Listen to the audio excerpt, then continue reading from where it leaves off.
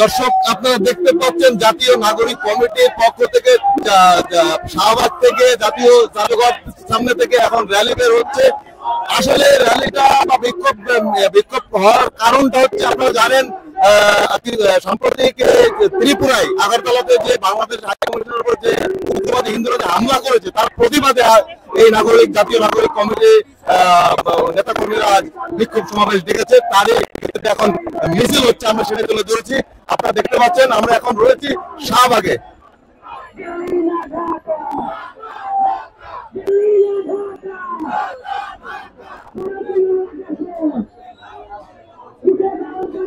বরণ করেছে, এরপর দিল্লির আধিপত্যবাদ, দিল্লির শাসনের প্রশ্নই আসে না বাংলাদেশে।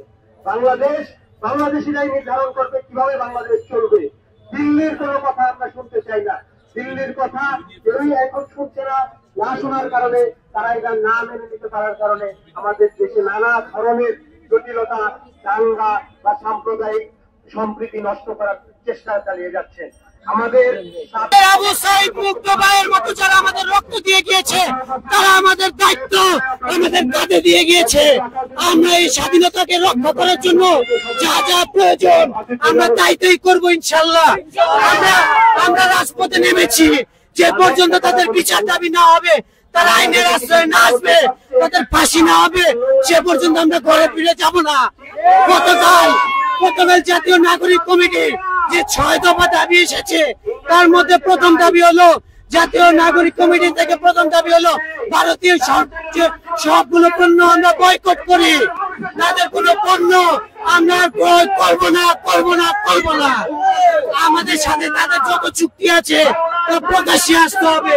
সেগুলো প্রকাশ্যে আসার পর তা আমরা জানবো, তা আমরা যেটা সঠিক সিদ্ধান্ত আমরা সিদ্ধান্ত নেব।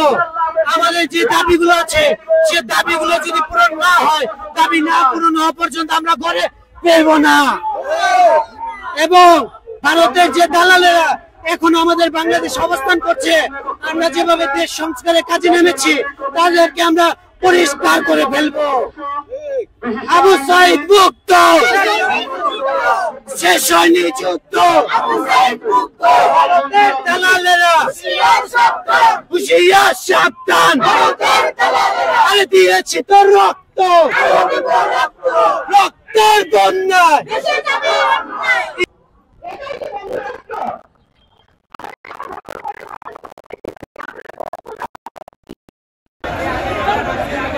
দর্শক, আপনারা যেমন দেখছেন, ভারতের আগরতলায় বাংলাদেশের সরকারি হাই কমিশনে উগ্রবাদী হিন্দুত্ববাদীদের হামলার প্রতিবাদে বিক্ষোভ মিছিলের আয়োজন করে জাতীয় জামায়াতের কেন্দ্রীয় কমিটির পক্ষ থেকে। সেই বিক্ষোভ মিছিল ইতিমধ্যেই জাতীয় জাদুঘরের সামনে থেকে শুরু হয়ে কেন্দ্রীয় শহীদের দিকে এগিয়ে যাচ্ছে।